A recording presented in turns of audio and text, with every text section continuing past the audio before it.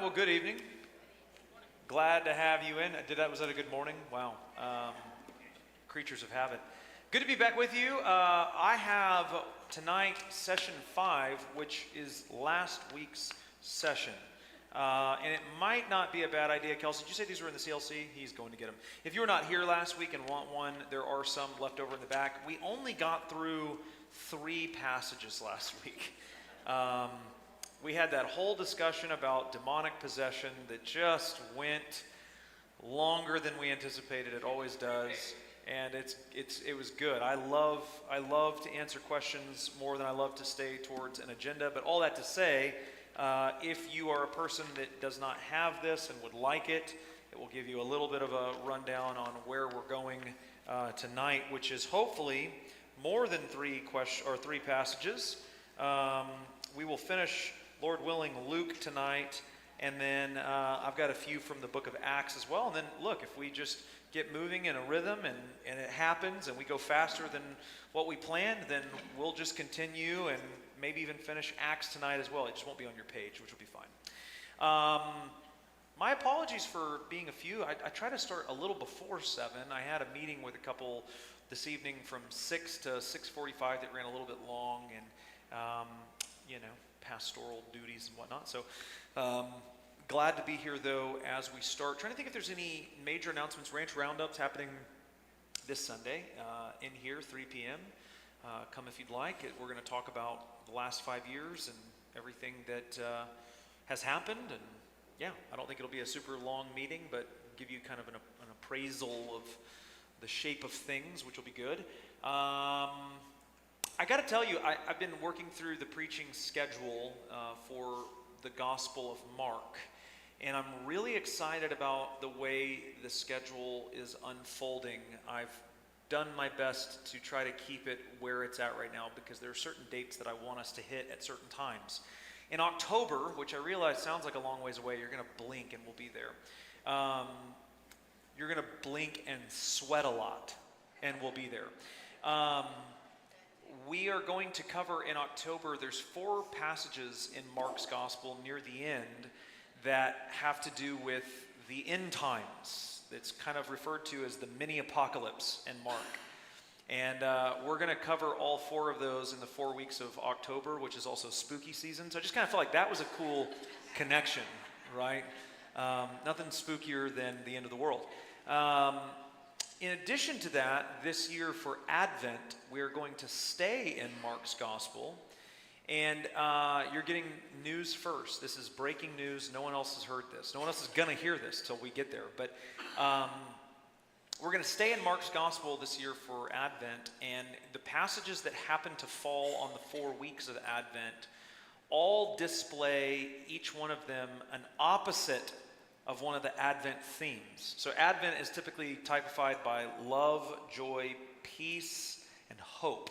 Those are the 4 major themes. And so we're going to look at the opposite of those themes. Instead of love, hate. Instead of peace, anxiety. It's going to be a lot of fun. The one on anxiety is the week where Peter denies Jesus. I mean, I can't think of something that would create more anxiety in your life than denying the Lord Jesus 3 times and then realizing he told you were going to do it, which just amplifies the feeling of being a failure. But I think it'll be a really interesting approach to Advent this year. We're going to obviously understand that in order for Christ to purchase love, joy, hope, and peace, he has to traverse through the opposites in order to get there. And I think that's going to be a really powerful way of looking at that. So a lot of fun there. A lot of good stuff happening this summer as well. If you're not in a Bible study on Wednesday or Sunday mornings, then get in one because we're studying in Exodus. And there's been a lot of Exodus connections already in Mark. They're going to continue to be, I'm sure, as well. So you'll love that. Enough talk. Let's talk. But about Luke. Luke 13 is where we're going to begin today. We last talked about Luke 1 through 5, which was the people whose blood was mixed in sacrifices by Pilate, or the Galileans on which a tower fell. These are situations where people died really, really horrible deaths, and the question was something to the extent of, were they guilty of some kind of like extra bad sin that caused them to die in such a horrible way? And Jesus' whole point is sort of like, they're no worse than you, and you too will die unless you repent. And that was the passage that we last talked about, a rather downer passage to end the evening, but it's where we landed. We're going to look at verses 10 through 17 this evening, and no, I'm sorry. We did that one already. We did 20. I'm sorry. We only got one more in Luke. 20. We go there. I just realized, we did talk about that one. Because we talked about possession. That's what spurred that whole discussion off. Good. Luke 20, 27 through 40. This is a difficult one. This is one that trips people up. 20, 27 through 40. There came to him some Sadducees, those who deny that there is a resurrection, and they asked him a question, saying, "Teacher, Moses wrote for us that if a man's brother dies, having a wife but no children, the man must take the widow and raise up offspring for his brother. Now there were 7 brothers. The first took a wife and died without children. And the second and the third took her, and likewise all 7 left no children and died. Afterwards the woman also died. In the resurrection, therefore, whose wife will the woman be? For the 7 had her as a wife." Now, first of all, this is a hypothetical scenario and a really bad one at that. I don't want to speak for any women in the room, but I think the thought of marrying a man and his subsequent 6 brothers is just like, after a couple you give up at least, right? You're like, maybe I'm meant to be a nun. I don't know. This seems very strange. This is a practice known in the Old Testament as levirate marriage. Levirate marriage, coming from the Latin levir, meaning husband's brother. And it is talked about in Genesis 38, verse 8, Deuteronomy 25, verses 5 through 6, that if a woman is married and the husband dies and there have been no offspring, the brother of the husband is obligated then to take her as a wife and have offspring for the brother's legacy. So not for his legacy, but for the brother's legacy. And in this particular hypothetical situation, it goes that 7 brothers, all 6, including the one who originally marries her, are held to levirate obligation, and all of them subsequently fail to produce offspring. And the question then becomes, whose husband belongs to who in the resurrection? Because in the resurrection, there's going to be life and relationships and so on and so forth. Now, one of the important details about this passage that I want you to notice really is in that first verse in 27, and that is the specific group of people asking this question. These are the Sadducees, who stand in contrast to the more popular Pharisees of the day. To understand a little bit about the differences between the two, because sometimes I think we think of them in the same category. Religious leaders, teachers of the Bible, we don't really distinguish them beyond that. The Sadducees were culturally quite liberal in their practices. They would have been seen very liberal in their standards. And yet, biblically speaking, they were actually of the two groups more conservative, namely because they only believed in reading the Torah, the first 5 books of the Bible. So the Hebrew Bible, just while we're in the neighborhood, let's do a little bit of recap from the Old Testament class that most of you haven't taken from me. The Old Testament in the Hebrew Bible, which the Hebrew Bible is just the Old Testament, there's no New Testament. It's referred to as the Tanakh, Tanakh, Tanakh.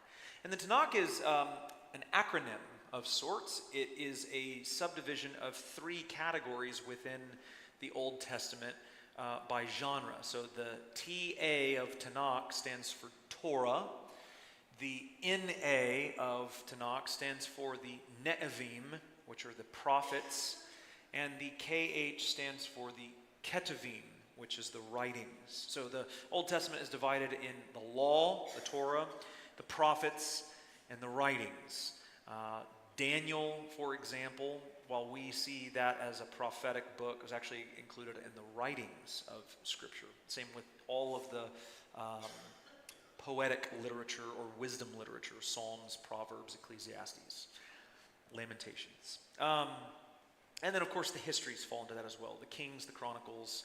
And by the way, in the Hebrew Bible, 1st and 2nd Kings is actually 1st, 2nd, 3rd, and 4th Kings, because in the Hebrew Bible, 1st and 2nd Kings are actually our 1st and 2nd Samuel. So we have 1st and 2nd Samuel, 1st and 2nd Kings. In the Hebrew Bible, it's just Kings 1 through 4. There's no division. All of that to say, the Sadducees only hold to the Torah. They do not believe in the authority of the prophets and the writings. Now, why is that important for this discussion? Because when it comes to resurrection, there's nothing really in the Torah explicitly about resurrection. So while the Pharisees would have not hard time accepting the concept of a resurrection in the end, because like Daniel, for example, talks about this, the end of Daniel. There are a couple of other places in prophetic literature that lend itself towards resurrection in the end. There's no explicit place for this in the Torah. So the Sadducees are asking this question in a mocking tone. They don't believe in a resurrection because there's no biblical warrant for it in their mind. And so they ask this kind of ridiculous question, in part to see if they can trap Jesus into a corner to say something that violates what he's teaching, and secondly, just to sort of mock the whole idea as a whole. But keep reading. And Jesus said to them, "The sons of this age marry and are given in marriage, but those who are considered worthy to attain that age and to the resurrection from the dead neither marry nor are given in marriage. For they cannot die anymore because they are equal to angels and are sons of God, being sons of resurrection." So Jesus comes at them and drops this bombshell moment on them, which is this, that in the resurrection there is no marriage. Now,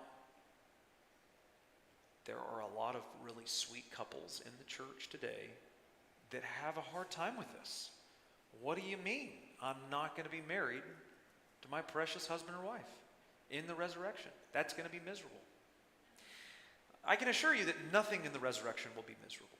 So that's the first thing I would say, is that whatever you think about the resurrection, you're thinking about it through the framework of a fallen reality right now. And it's the only reality you know. You can't divorce yourself from that. You can't put yourself in a world that doesn't exist yet. So you are looking at this from the vantage point of a worldly standard. What do we know about marriage? What's the purpose of marriage?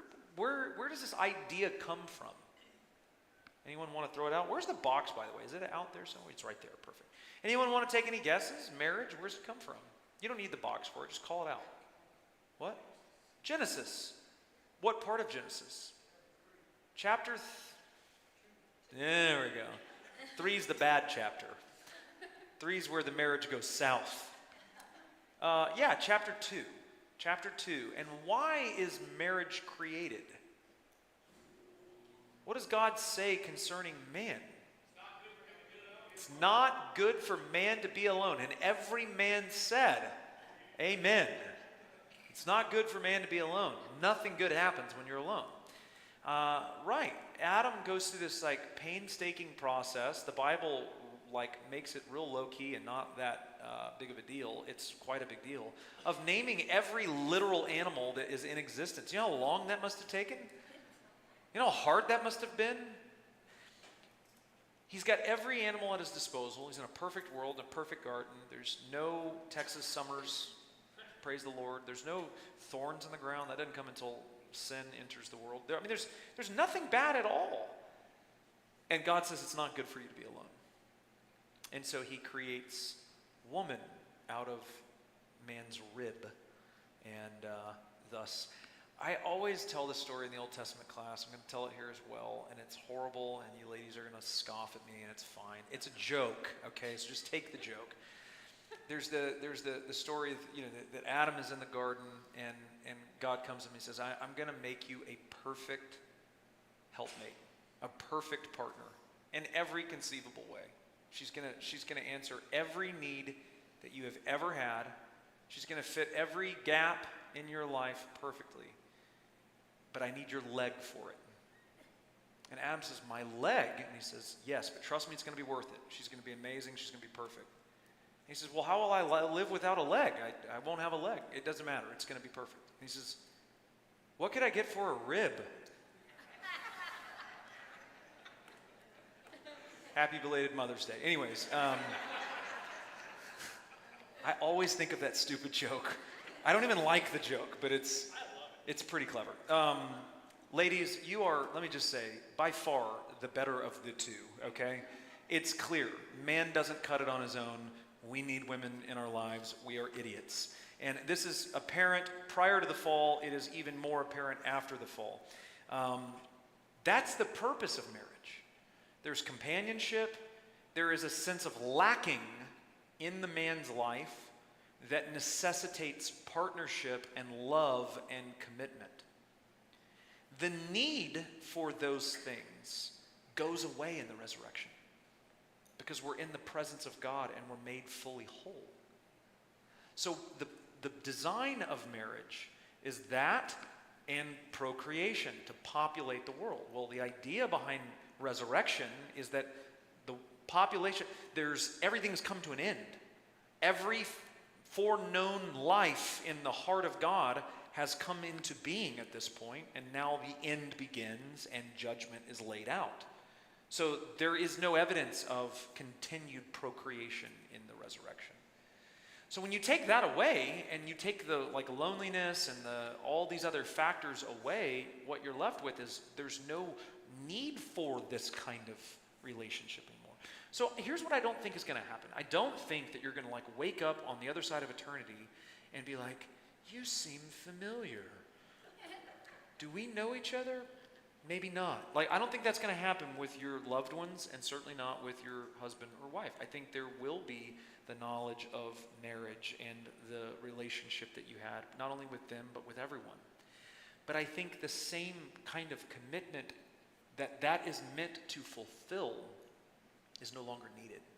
And so the distinctions between husband and wife are no longer needed. It's just not necessary.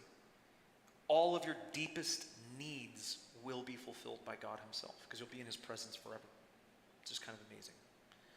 So all that to say, Jesus kind of drops this on them, right? But then he goes one step further, and I bring up the Sadducees and their commitment to the Torah very, very intentionally, because it's going to unlock and make sense out of what Jesus says next, right after that. Verse 37, but that the dead are raised, even Moses showed in the passage about the bush, where he calls the Lord the God of Abraham and the God of Isaac and the God of Jacob.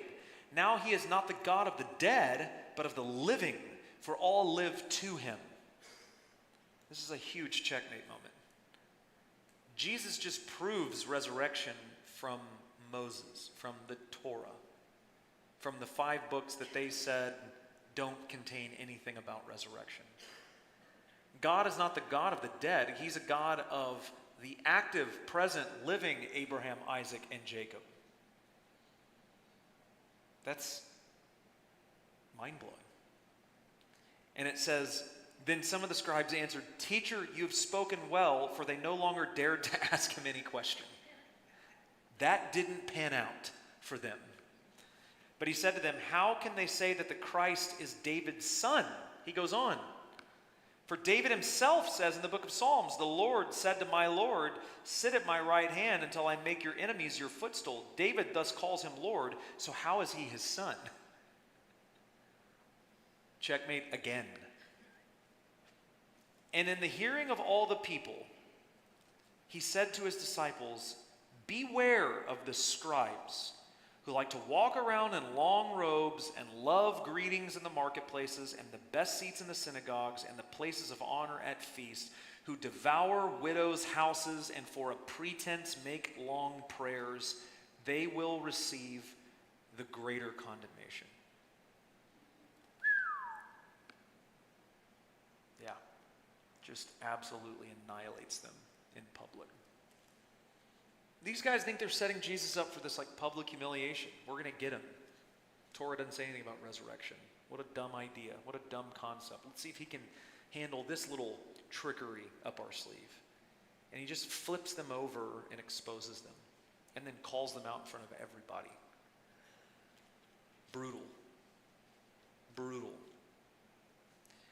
By the way, just as a side note, just a quick story. Early in my faith, and she's not here tonight, Ashley Reeves, who normally comes to this class on Wednesdays, before she was Ashley Reeves, she wasn't even married to Zach yet, came to church with my wife and I to my wife Jessica's dad's church at the time. He was preaching one night, and it happened to be a Church of Christ. Jessica grew up in the Church of Christ. And her dad at the time still was a part of the Church of Christ. He's no longer, he's a part of an evangelical church now. But we came to hear him preach in support of him. And so it was us three. We were sitting in the pews of this church. It was a Sunday night. So it was like, half the crowd. And this guy gets up to pray before the service. And he prayed for like 23 minutes. It was the most unexpected and kind of excruciating thing in the entire world. Like, it's one thing if you feel led by the Lord to pray in a group or like that's the setting, but it was like, dude, your role is to pray before the guy gets up and preaches. He prayed for every branch of the military by name. It was almost just like everything he could think of came out in his prayer. And we were looking at where our heads were on the pews, and we're just like, and he talked so slow, and we were, looking at the time, we're like, oh my gosh, it's been 10 minutes, it's been 15 minutes, it's been 20 minutes. I'm sure, I didn't ask him, but Jessica's dad, Brian, had to have been thinking like, am I going to get to preach tonight? There may not be any time left after this brother gets done praying. I always think of that when I hear this long prayers. Any questions on that one? On resurrection and marriage and lack thereof. What do you make of this? Any thoughts, comments? That's why they were sad, you see. A classic joke. No? Oh yeah, right here. Yeah, throw the box this way. The box. You got it. Just don't. There it is. I did it. You did it. That's why I bring them. That's good. You just catch box. Good. That's good. So it says that they were equal to angels. So like essentially when the resurrection comes, we'll be equal to angels. Yeah, I'm glad you brought that up. I meant to say something about that. That is kind of a big detail. Yeah, so it does not mean you become angels. I think the point of this is what he says right before that kind of unlocks the meaning there. For they cannot die anymore because they're equal to angels. So angels don't die. And every time an angel dies or something, that doesn't happen. It's not a real thing. The angels are put in eternal punishment. Now, there will be a second death, right, of fire, lake of fire. Satan, the beast, the prophet, all that are thrown into it. But angels are immortal beings. They don't have an expiration date on them. They live until God ends them, or they live forever. So yeah, we don't become angels. Angels are still higher than us. We're told that in other places. But we are like angels, sons of God, in that we do not die after the resurrection. Because along with Satan and his minions, what else does Jesus throw into the lake of fire but death itself? Which is the most epic idea of all time.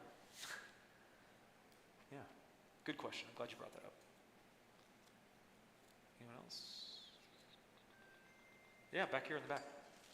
Throw the box that way. You not only catch box, you throw box. Where box? There. Watch your face. Way off. Oh, you caught it! That was awesome. Wait for it. Now. Hello? Okay. My question is where Jesus tells the Sadducees that the example of Abraham, Isaac, and Jacob being living according to his experience in the bush, does that to imply that though they are alive right now, and that when people say things like, my loved ones are watching over me right now, that they're alive in heaven, perceivably, if they made it there? No, I think it's really more pointing towards an end times reality. I don't think that.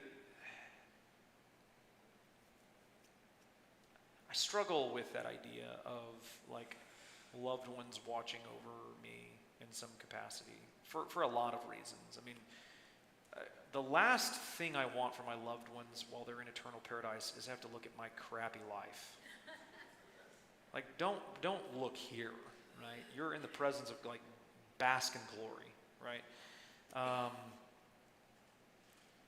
But more than that, there is a concept. So just for what it's worth, like you can make a case for like a guardian angel kind of concept in certain passages. Daniel seems to have one.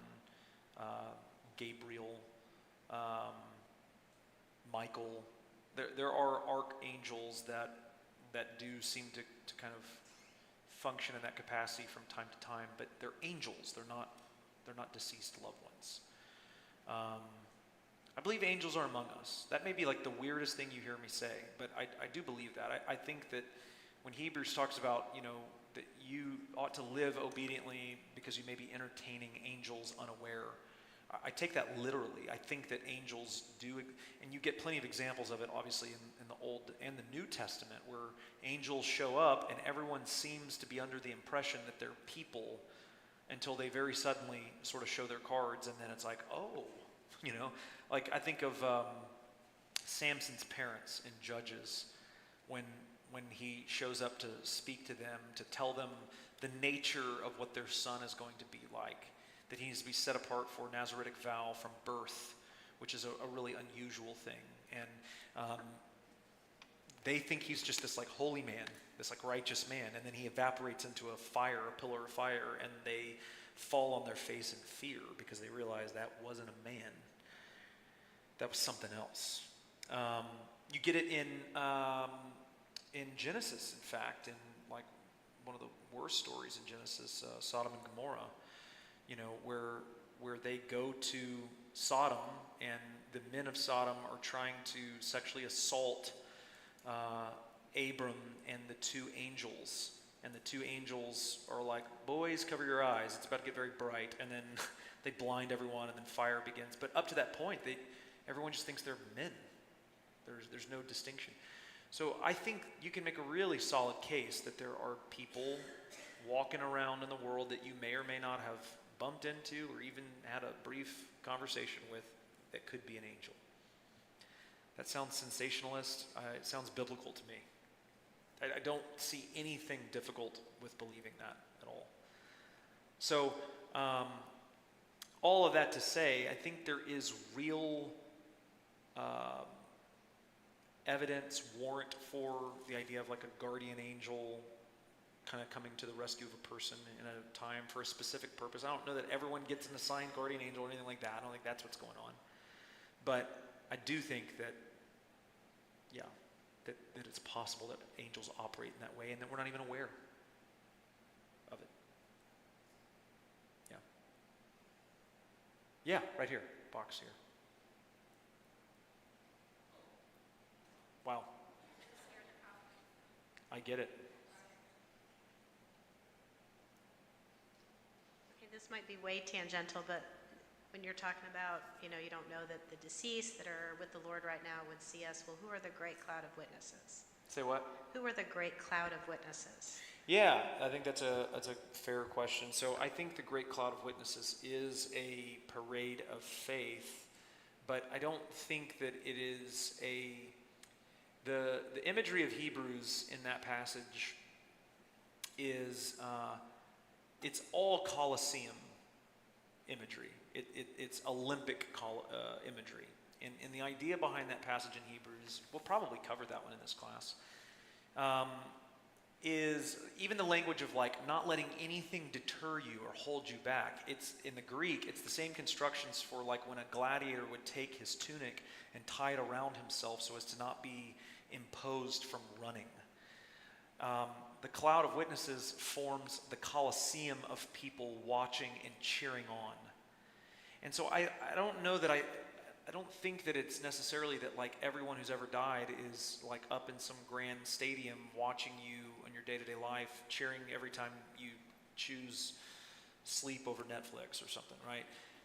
I think it's imagery that suggests that you are a part of a heritage of believers who are a long lineage of faithful believers in Christ. And there is a kind of not pressure, but like there's a sense of cheering on in that they lived obediently, and their prayers would be for you too as well.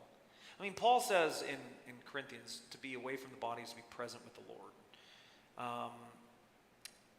The ideas surrounding death in the New Testament all seem to indicate that like your focus is very much not on anything but the Lord when you die. So, yeah, it's a good question, but I don't think that it's literally saying that there are dead people who are watching you in that sense. Although that would make an excellent like sort of Netflix series or a reimagining of the Great Cloud. I'm kidding. What are we doing here? Any other questions? Y'all got me in a mood tonight. Yes, over here.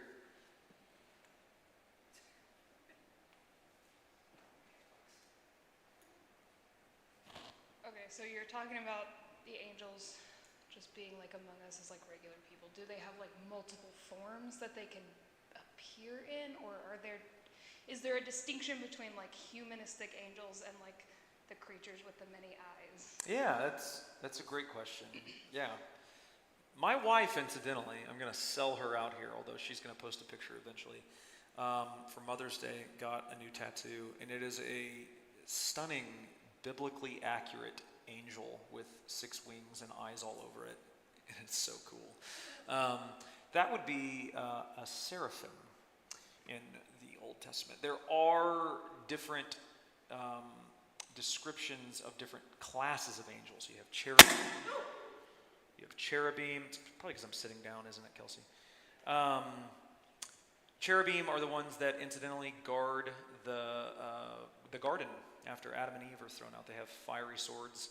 So take whatever imagery you have of a baby with wings and a diaper and discard it. That is certainly not what they look like. They're pretty terrifying. You have an Ezekiel, you have a set of angels that have wheels all over, and they seem to be operating as like the wheels of the throne. It's unclear. So Michael and Gabriel both, while Gabriel I don't think ever is, he never actually says he's an archangel. He fits the description of what Michael is. So it seems like they're, and you know, history kind of puts them in the same category as archangels. So we're not told what class of angel they fall into, and they certainly seem to be among like the kind of human class, although they can look different than that too, it seems like, as well. So I don't think there's one form. I think they have the ability to look differently in different capacities. They do also incidentally have the capacity to procreate with humans. So this is the story of the Nephilim in the book of Genesis, the giants of the ancient world who are the byproduct of unholy matrimony between angels and the daughters of men. We will talk about the Nephilim and that whole issue when we get to Peter and Jude, because both Peter and Jude deal with those angels that are being held in gloomy chains because of their transgression during the days of Noah, which is Genesis 6, if you were wondering. Yeah, good question as well. Any others? Yeah, right here. So you were talking about basically when you die, you don't just go to be in the kingdom. But when Jesus is on the cross, he tells the thief, today you will be with me in paradise. But then it goes believe in Revelations it talks about we'll be called up to heaven when he comes back. That's always had me kind of back and forth. So, yeah, the thief on the cross is, today you'll be in paradise with me. That's consistent with Paul's language of to being away from the body as being present with the Lord. There is that idea, the big house with lots and lots of rooms. That is consistent with that kind of thought. Revelation does something a little bit different, and I think the reason why is because you're dealing now with death around the same time of, or concurrent with judgment, which is things change after that.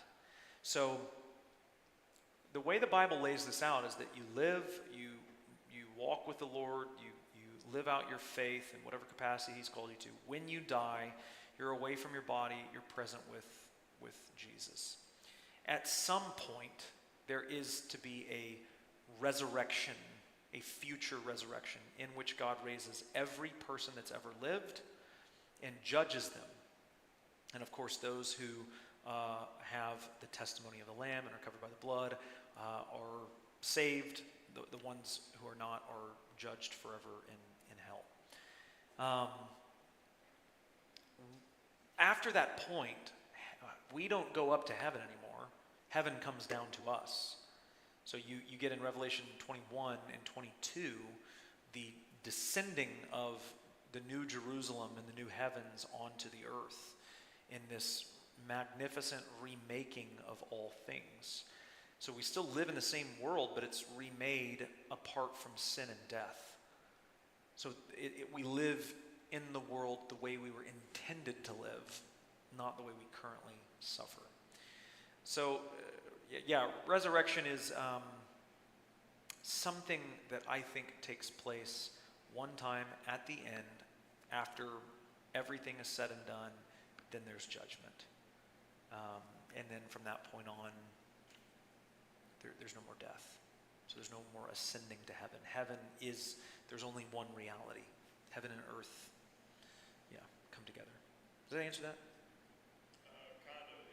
It was more about because it says, I believe in Revelations, it says that the dead in Christ will rise first, and the living will be called after.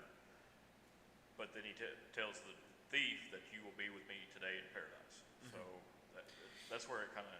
When he says the dead in Christ will rise first, that's talking about physical resurrection. So the thief is with Jesus in paradise spiritually, but the thief's body was still on the cross. It didn't go anywhere.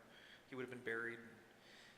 This is, I don't want to make light of this, although I've always thought it kind of funny, but it's really more for personal, relational reasons. I had a grandmother that for a long time attended a independent fundamentalist Baptist church. And she was staunchly against things that were, as she used to always remind me, of the devil, like TV. And yet she chain smoked all the time and drank, and it was a very confusing childhood for a lot of reasons. But one of the things that she was really insistent on is not being cremated, because of her thought that when you're raised from the dead, there's no body to be raised. And I think that there is actually I can understand the angst that some people might have about that, of like, what happens? But it's like, what happens to people who die in fires? What happens to people who get exploded in war? There's no body. I think if God can bring a corpse back to life, He can reassemble it as well. I mean, I don't think that's outside of the scope of His power. Some of the apostles died by fire.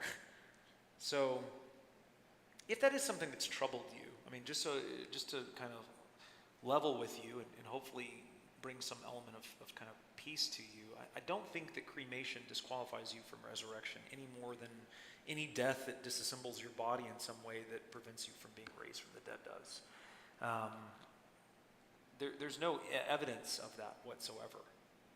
there's no command against it. People burned bodies during this time all the time. It was a really common practice, especially Vikings by boat. One of the most epic ways to go, I think. But just to say, like, I would imagine if this was like a real serious issue, like you miss out on the resurrection because you were cremated, I think we would have evidence of that, and we don't. Yeah. Yeah, no doubt. Good. Other questions? Oh, right here. Good. And back in the back. So, I don't catch box this time. On that cremation thing, Genesis 3:19 says, "From dust you came, from dust you shall return." Wouldn't that? Ooh. From dust you came, and to dust you shall return. Maybe there's a case that everyone should be cremated at this point. That was good. Thanks. I approve. Throw that box back there. Back here. All the way in the back.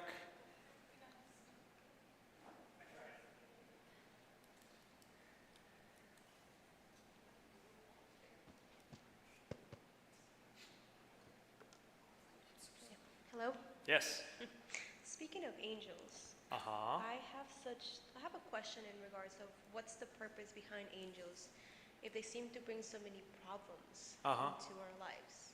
Yeah. So many fallen angels, and do they really come from God? Is there a different entity? What is that about? Yeah. Well, if you haven't heard it, it's going to kill me. It's, yeah. Me? Oh, okay, good. We'll try that. I was going to make a snarky comment and say, if you think angels are bad, wait till you meet people. Because people are definitely messing things up. Yeah, so angels are a creation of God, and certainly they do cause some problems, but not the majority of them even. I mean, you know, there are some contingent of angels that are being punished for their transgression during the days of Noah. We know that. We know about a third of them are swept down shortly after the ascension of Christ, when Satan is bound to this earth for eternity. We talked about that last week. That freaked some of you out. But I mean, 2/3 of them still are presumably good and in operation. Their purpose is to worship God. I mean, that's what we see them doing more than anything else, is worshiping God. Some of them serve to, in some kind of like strange capacity, with the throne of God. And again, in Ezekiel, you get this really clearly in certain passages. Chapter 1 deals with it a little bit. I think it's in chapter maybe 9 as well, where there are these descriptions of angels that operate almost like wheels on the throne. And so it pictures God on his throne above the world, moving around the world and just being God, right? Engaged in the economy of human beings. But he's moving by the mechanism of angels that take him there. So whether that's like actually what they're doing, or that's prophetic language that is just using ancient imagery of a king on a throne with servants kind of wheeling him around, is unclear. But it certainly seems plausible that even if it's imagery, it says something about their function, which is they operate to serve God and to worship him always.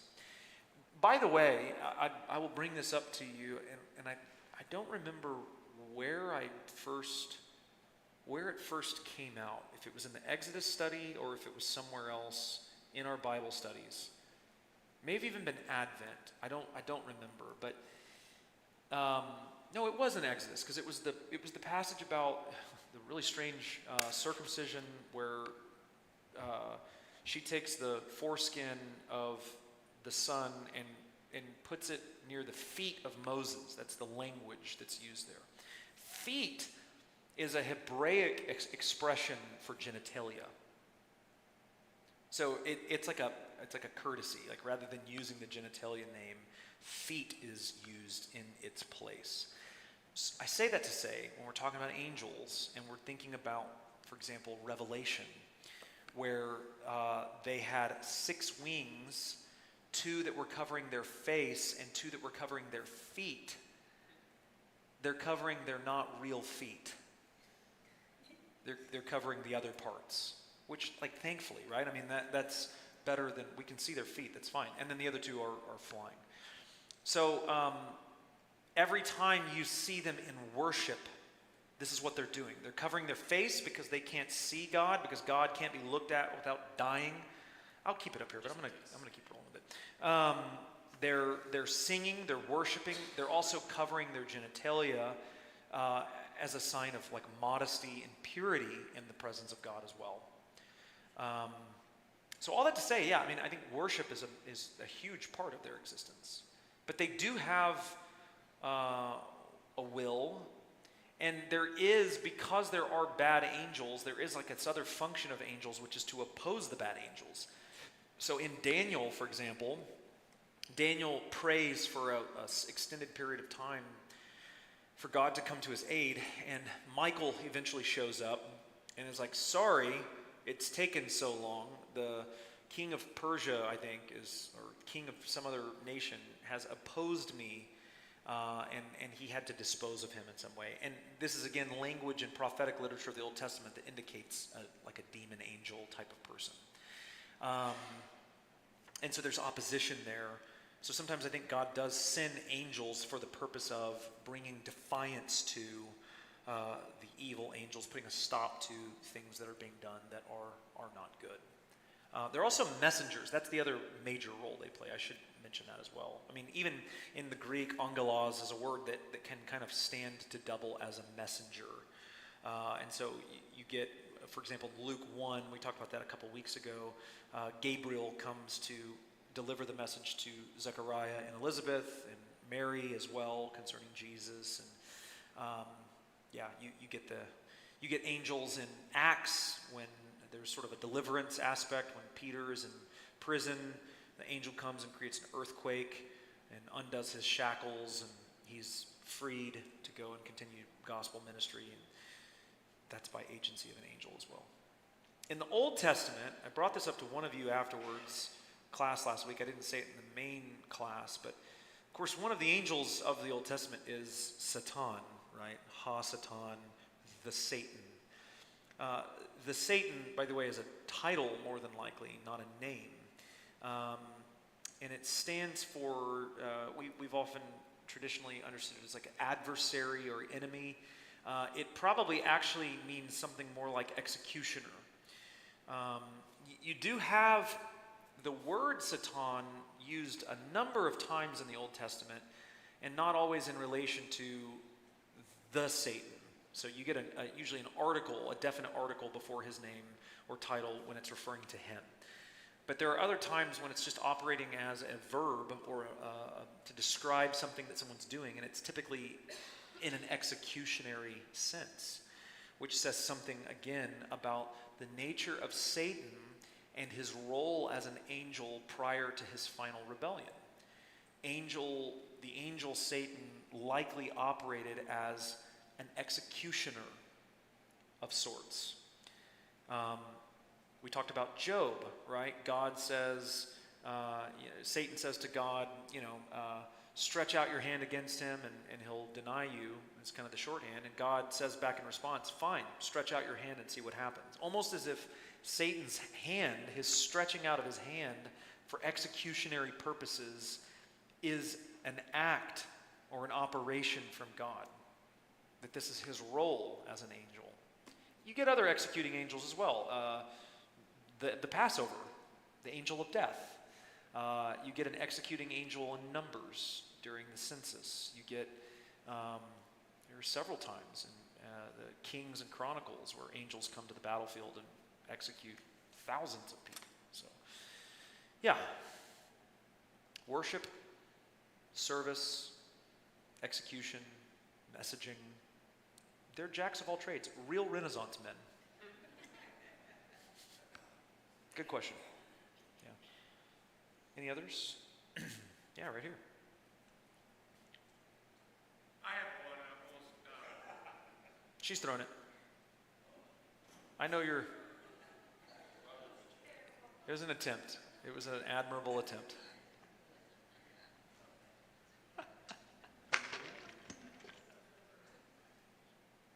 All right, well, I guess let's just pray and go home then. The microphone's ruined. I'm kidding.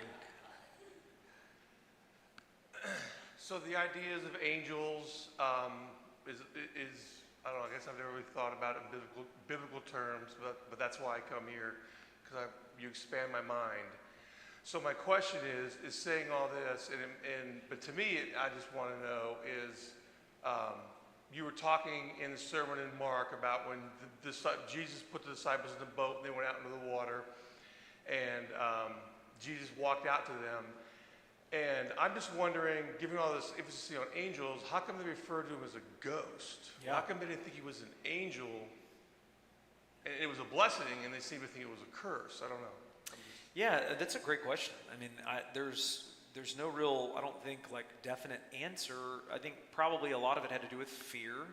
You know, the hours of struggling and thinking you might die. I brought this up in the first sermon we did when Jesus calmed the wind and the waves the first time. But, you know, people in the ancient world didn't often know how to swim. So, you know, we read these stories with a very, like, Western modern approach. Like, if you get knocked out of the water, like, it's not really game over. I mean, it probably is. It's the sea. But maybe you could survive. People survive that kind of stuff. In the ancient world, if you're on a boat and it topples, you're probably dead. Like, there's no pools, there's no swimming, there's no like Wet and Wild at you know, Hurricane Harbor. I'm dating myself. Wow. Hurricane Harbor. This would have been a really terrifying experience for them. So, I mean, part of it is probably just fear of, like, they're worn out, they're exhausted. The other part of it is maybe just the way by which Jesus comes to them. I mean, I think you would expect if an angel were coming for the purposes of saving you, he'd kind of just be there and helping.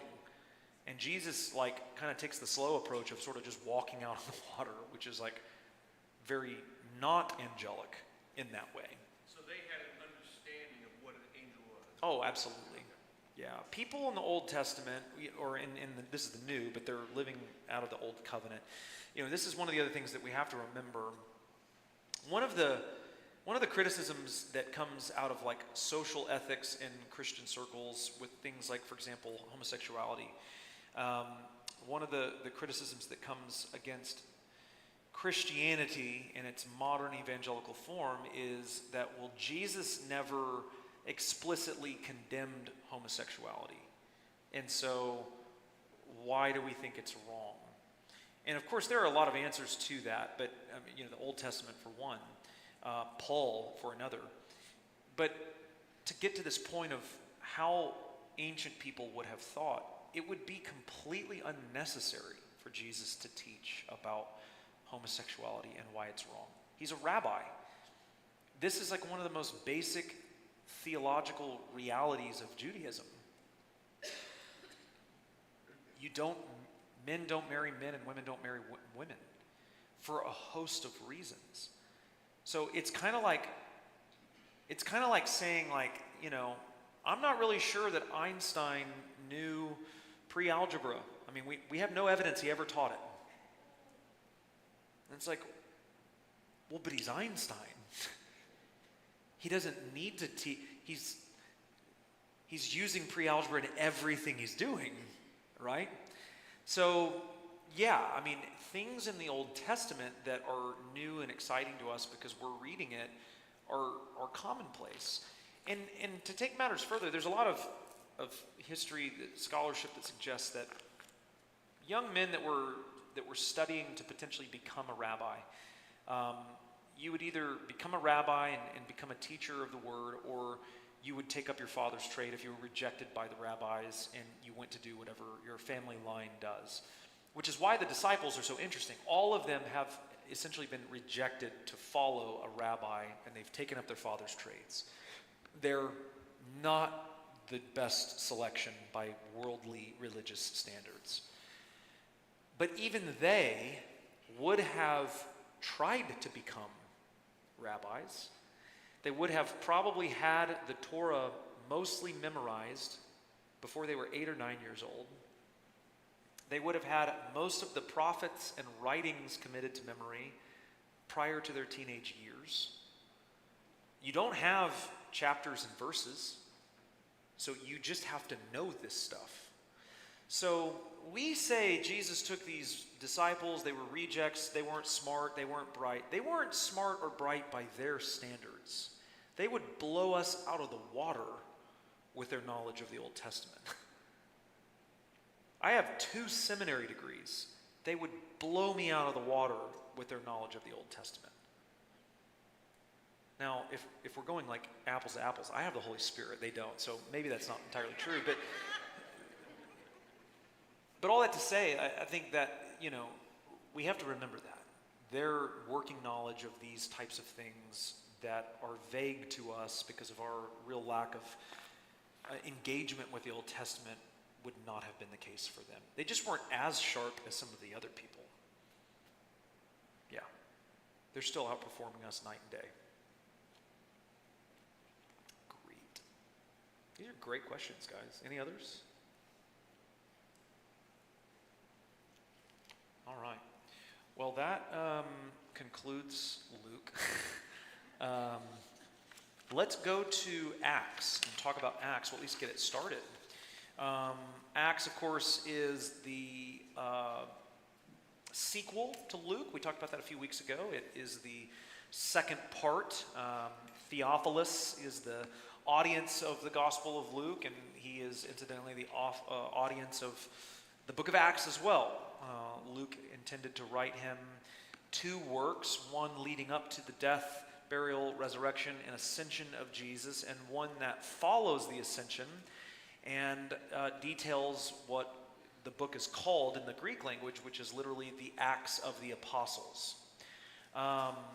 Online wants to know my thoughts on ghosts. Oh, God.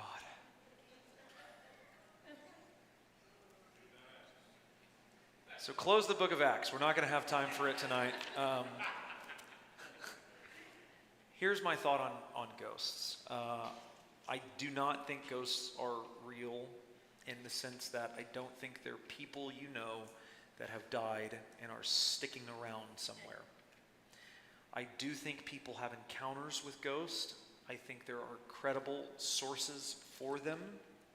I think they are demons.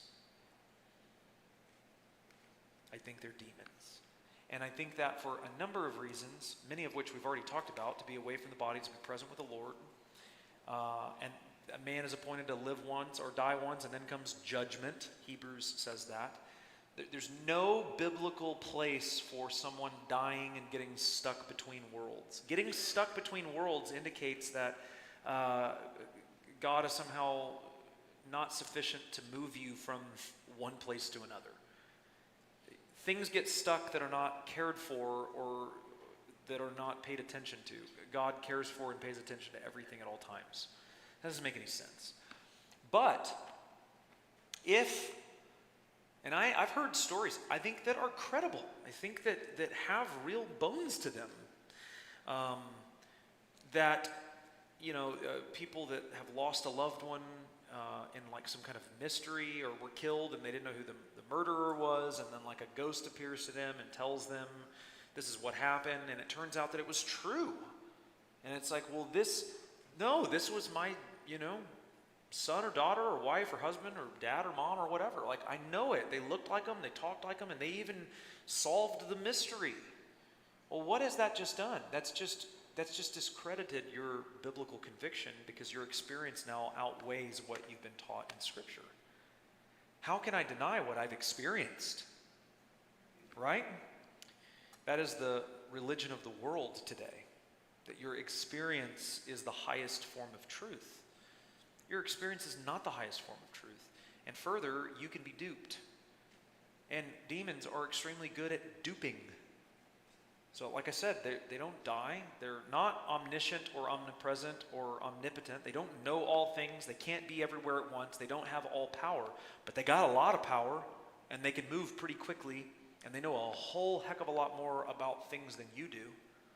So yeah, I think demons do sometimes play as ghosts to pull people away from biblical conviction and into darkness. Yes, I do think that is a real thing that is true and accurate. Right here. The garden. What about it? Which part? Garden of Eden. The snake, the serpent? To disguise himself, Absolutely. blown away, but It's it's from the beginning. he is the deceiver, and he only lies. He's the father of lies. Absolutely. No questions asked. Box over here. Go for you. Yeah, right here. I thought your voice carries, I didn't think you even I had love how nervous people get. Throw the box. Like, I hit somebody with it last time. It's okay. Okay, so on that note, could the ghosts also be angels? Like in the case of the example you just gave, that was a positive message that might have brought healing to that family. Could it be an angel of I think good if as well? I think if an angel comes to deliver a message, it's not going to be disguised as a dead person. I think that feels deceptive. It is deceptive because they're not really that person. And so I think that angels can show up, and if you don't recognize them and they look phantom-like, and well, maybe that's what's going on. But I think people who think they see loved ones, I think there are times where they see something, but I don't think it's their loved one. Yeah, I will rarely endorse things unless I am like wholly committed to listening and thinking they're awesome, or reading and thinking they're awesome. And in this case, this passes the test. There is a podcast that I listen to. I have not listened to all of the most recent season just because I haven't had time. I've started listening to it, but it's called The Haunted Cosmos. The Haunted Cosmos. It's on Spotify. It's on Apple Podcast. They're Presbyterians. We'll forgive them for that. But sometimes their post-millennial theology kind of shows itself. But if you're not really familiar with even those terminologies, you won't even notice. But these guys are amazing. One's a pastor. They're both tremendous students of the Word. And each episode deals with various supernatural phenomena from a biblical framework. So there's one on the Mothman. If you remember that, the Mothman. Bigfoot has an episode. Skinwalker Ranches. Oh my goodness, there's a 2-part podcast that's insane.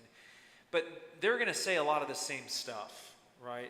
And their take on the whole Pentagon with like UFOs, and we've got technology, and we think aliens are real and all that. I don't. I think that this is demonic. I think it is a play towards modernity and materialism, and it is. The title of their episode could not be more perfect. It's called Evangelistic Aliens. And what they're saying is essentially this, that is what that alien encounter has done, is it has become evangelistic. Now, Joe Rogan and all these other influential people in the world are saying, yes, this is real. We think this is real, and there's some credibility to it. And it's great. It's great. We should believe it too. It becomes an evangelism to move away from a biblical worldview and into materialism and postmodernism. And I know that sounds kind of crazy and like fundamentalist of me, but again, God has a created economy that is ordered perfectly into which aliens don't fit. And so it just feels demonic. There's something there that is like deceptive and elusive, and those are the hallmarks, the earmarks of demonization. So yeah, I think that there is. But Haunted Cosmos will blow your mind. Their takes on things are just incredible. Highly recommend it. Really, really good stuff. And it's very entertaining. It is. They're funny to listen to. And they're just, yeah, it's good. Haunted Cosmos. Yeah, right here. Thoughts on people with near-death experiences where they go see their grandparents or whatever, and they can describe them when they've never seen them in real life? Yeah. So near-death experiences, I don't know that I've given a whole lot of thought to it. I think that if you're writing a book afterwards, I'm going to question it. That feels like a money grab. But yeah, I mean, you do have instances, it's not a near-death experience, but you have instances with Paul, who is given glimpses of heavenly realms of which he won't even describe, right? You do have actually one eventual death experience that yields a vision of sorts in Stephen. So when Stephen is being stoned, if you remember, he looks up and sees Jesus standing at the throne. I don't think that's metaphorical. I think he sees Jesus standing at the throne. And that's right before he dies, right before he gives up his spirit. So, yeah, I mean, I think there's something to that. I think that you could maybe make a case for it.